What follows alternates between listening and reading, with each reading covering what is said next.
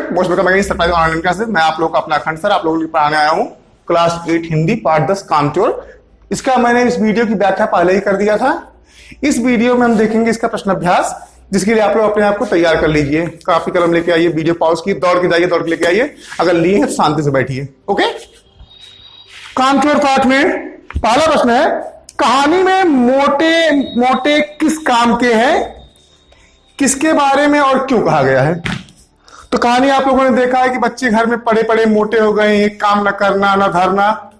घर वाले डिसीजन लेते हैं ना कि कई सारे नौकरों को हटा देते हैं, इतने सारे 50-60 बच्चे घर में हैं, यही अपना काम करेंगे। ठीक है, तो उसके जवाब में क्या आता है आपका कि आप लोग लिखेंगे इसका उत्तर जो है कहानी, इसका उत्तर आपका हो जाता है कहानी में मोटे मोटे घर के बच्चों के बारे में कहा गया है। कहानी में मोटे मोटे घर के बच्चों के बारे में कहा गया है। ऐसा इसलिए कहा गया है क्योंकि वो कामचोर थे, क्योंकि वो कामचोर थे। यहां तक कि हिलकर पानी तक नहीं लेते थे, हिलकर पानी तक नहीं लेते थे वो लोग। अगला है, बच्चों के ऊधम मचाने के कारण घर की क्या दुर्दशा हुई। बच्चों के ऊधम मचाने के कारण घर की क्या दुर्दशा हुई। तो इसका जवाब आपके सामने है, बच्चों के काम करने के नाम पर जो ऊधम मचाया उससे सारे घर की दुर्दशा हो गई। इसको हम पॉइंट में लिखेंगे। आप डालेंगे पॉइंट 1, मटके सुराहियां इधर उधर लुढ़क गई, मटके सुराहियां इधर उधर लुढ़क गई। 2, सारा घर धूल से अट गया।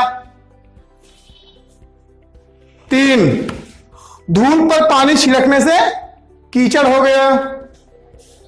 4, घर के सारे बर्तन अस्त व्यस्त हो गए।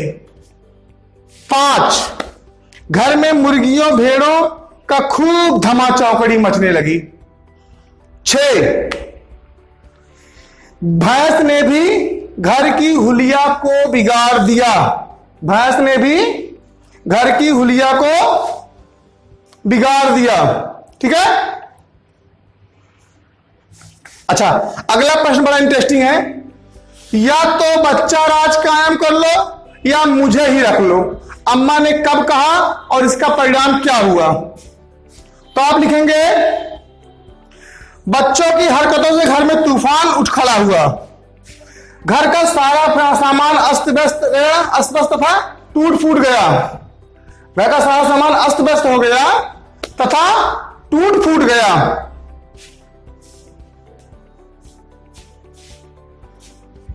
बच्चों के पिता ने उन्हें काम करने का फरमान जारी किया। अम्मा ने इस स्थिति को देखकर चुनौती भरे स्वर में कहा, या तो बच्चा राज कायम कर लो या मुझे ही रख लो, नहीं तो मैं चली मायके। पैराग्राफ चेंज करके इसी का उत्तर है। उसका परिणाम यह निकला कि सब बच्चों को कतार में खड़ा करके हिदायत दे दी गई, अगर किसी बच्चे ने घर की किसी चीज को हाथ लगाया तो बस रात का खाना बंद हो जाएगा।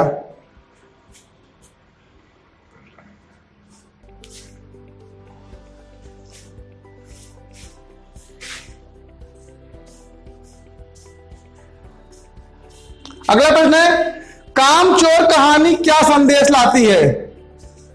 आपकी बुक में है, कामचोर कहानी क्या संदेश लाती है। कामचोर कहानी यह संदेश लाती है भैया कि आपने पूरी कहानी बहुत ध्यान से पढ़ लिया होगा, बच्चों ने काम किया, सारा काम बिगड़ गया। इससे यह आप लिखेंगे, कामचोर कहानी से हमें यह संदेश मिलता है कि हमें वही कार्य करना चाहिए जो हमें आता हो और अपनी क्षमता से अधिक का कार्य नहीं करना चाहिए। 5वां, क्या बच्चों ने उचित निर्णय लिया कि अब चाहे कुछ भी हो जाए हिलकर पानी भी नहीं पिएंगे? तो आपका उत्तर होगा कि बच्चों ने ऐसा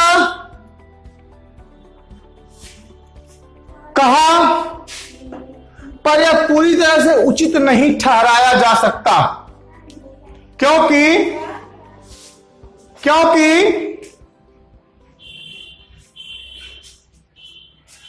इससे वो पूरी तरह से सचमुच कामचोर हो जाएंगे। उन्हें अपनी क्षमता और समझ के अनुसार कुछ ना कुछ कार्य तो करना ही चाहिए। कहानी से आगे आप लोग पढ़ लेना।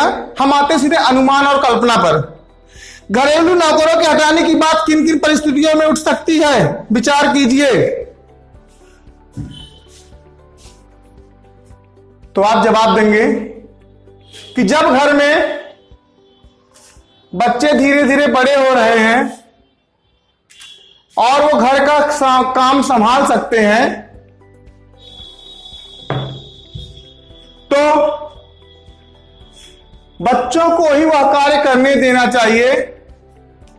इस स्थिति में घर के नौकरों को हटाने की बात उठ सकती है। कहानी में एक समृद्ध परिवार के उद्यमी बच्चों का चित्र है। आपके अनुमान से उनकी आदत क्यों बिगड़ी होगी? उन्हें ठीक ढंग से रहने के लिए आप क्या क्या सुझाव देना चाहेंगे? तो देखिए बच्चों, आप इसका उत्तर लिखेंगे, क्योंकि परिवार समृद्ध है, नौकर चाकर भरे पड़े हैं और बच्चों के खाने पीने की पूर्ण स्वतंत्रता है और कार्य के नाम पर उनसे कोई भी काम नहीं लिया जाता, जिससे कि वो बच्चे उस काम को सीख भी नहीं पाए। ऐसे में सबसे उचित यह है कि प्रत्येक बच्चे को उसकी क्षमता और योग्यता के आधार पर कार्य करने की